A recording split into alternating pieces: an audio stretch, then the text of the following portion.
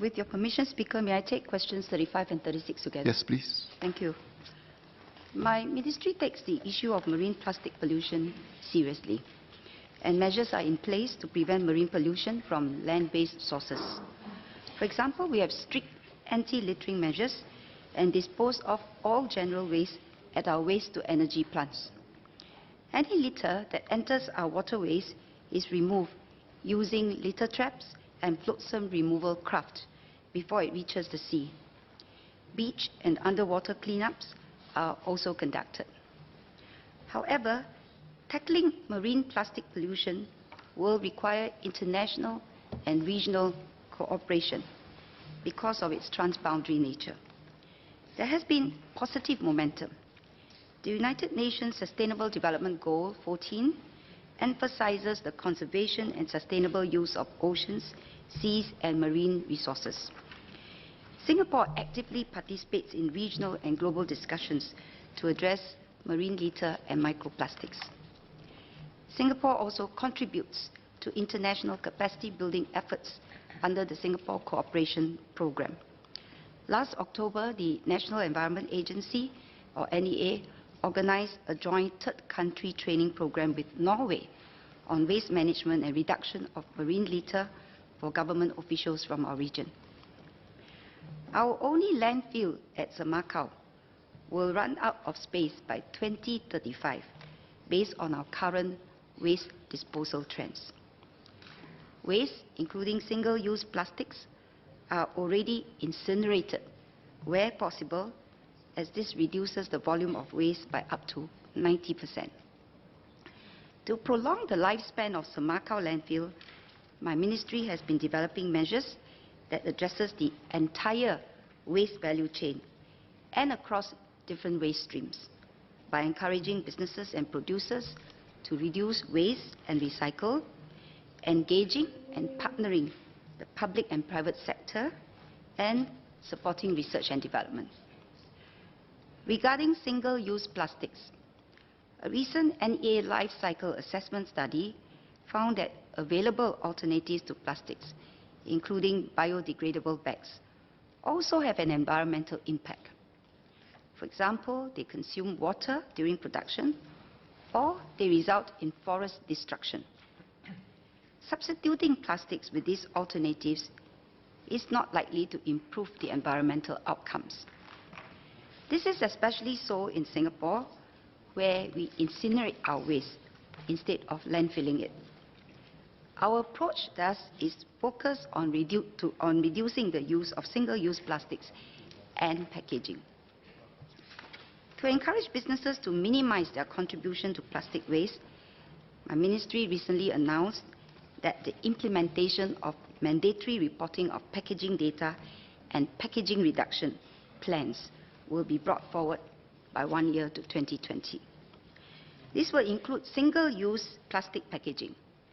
We are also studying the feasibility of implementing an extended producer responsibility framework for certain single-use packaging and plastics. We have already taken the lead by disallowing the use of disposables in our new hawker centres for dine-ins. NEA provides funding support to organizations with initiatives to reduce the use of single-use disposables or promote plastic recycling. These include the 3R Fund, the 3R Partnership Fund, or the Call for Ideas Fund. For instance, Zero Waste SG received funding for their Bring Your Own Bag campaign, or Bring Your Own campaign in 2017, where they partnered retailers to encourage consumers to use reusable containers, bottles and bags through educational tips, resources and incentives. We will continue to engage, educate and support businesses and the public in reducing the use of single-use plastics. The private sector has also taken steps to discourage the excessive consumption of single-use plastics. For example, KFC has stopped providing plastic lids and straws for dine-in.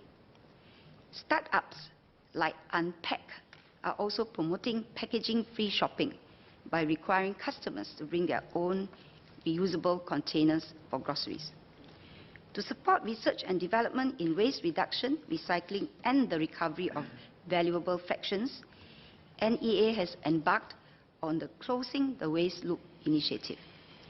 The initiative encourages collaboration between institutes of higher learning, research institutes, and private sector partners to develop technologies and solutions to tackle challenges in waste management. And as part of the initiative, NEA has solicited and is evaluating research proposals on the sustainable design of plastic materials, reducing the use of plastic materials and packaging, making plastics more reusable and easier to recycle, and recovering value from waste plastics.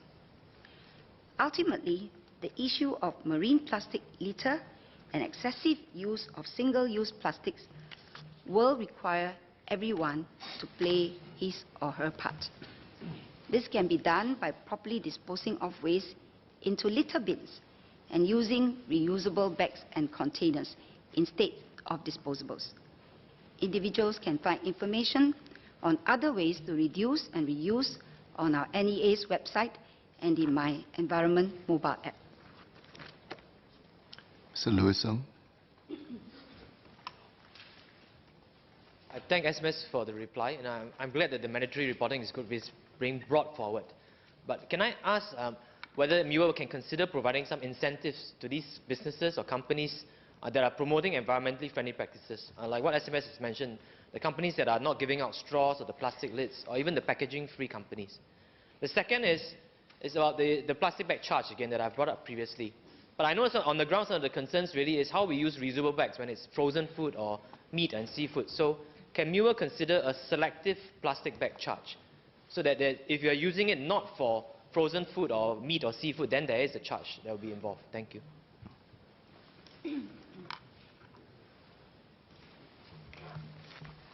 On the first question relating to giving incentives for companies, as I've actually earlier alluded to, we do provide support to companies who have initiatives to promote recycling, reduce the use of single plastics, waste minimization projects.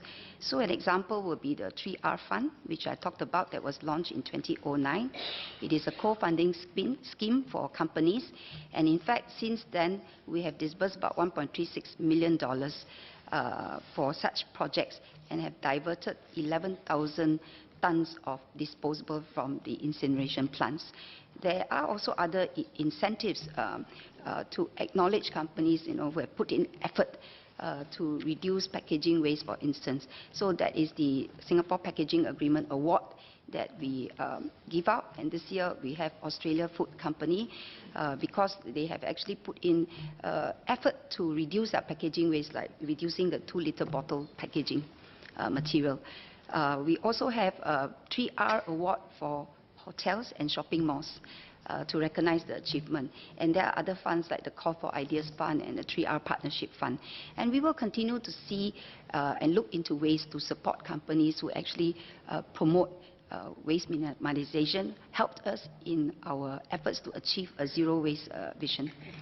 Regarding the second question about plastic bag charge, as I've said earlier, the NEA life cycle assessment study has actually shown that different types of disposables, whether it's single-use plastics or other type of bags, has an impact and cost on the environment, even biodegradable bags, because you need lots of water for production, for instance, or you lead to forest destruction and, of course, greenhouse gas emissions in the process. So what we are really looking at is how we can do this in a holistic manner. In fact, a city like San Francisco, for instance, is now imposing charge not just on single-use plastic bags, but all kinds of disposable bags, paper as well as plastics, and we are monitoring this closely to see the effectiveness of the policy. But having said that, I think what is important really is we need to look at our local context to design, to adopt a rational and discerning approach to design policies suited to our unique needs and circumstances. So in Singapore, for instance, the SEC study, the recent survey has shown that 2/3 of the respondents who take single-use plastic bags from supermarkets, right, say that they use it to bag and dispose their garbage.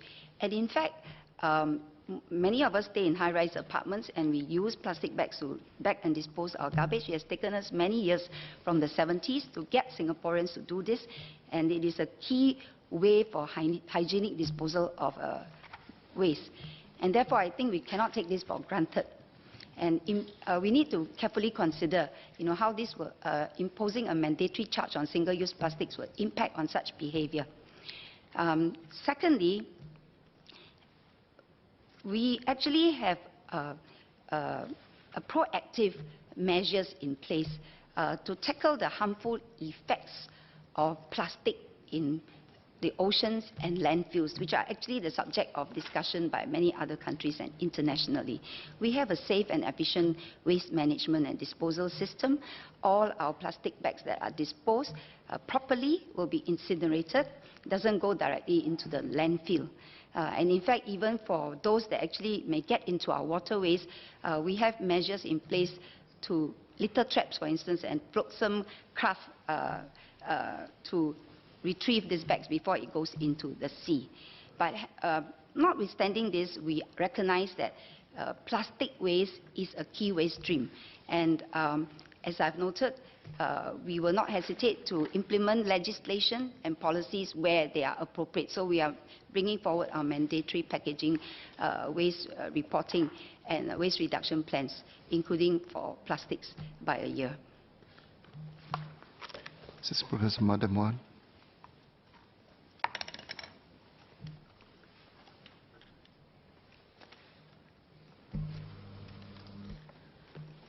I thank the SMS for a very comprehensive answer.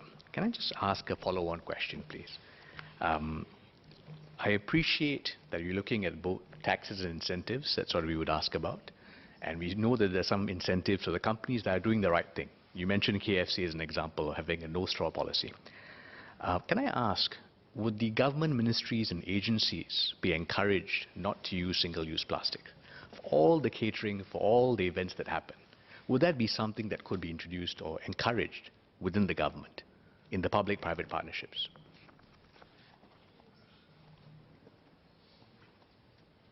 Certainly, this is something that we ought to consider.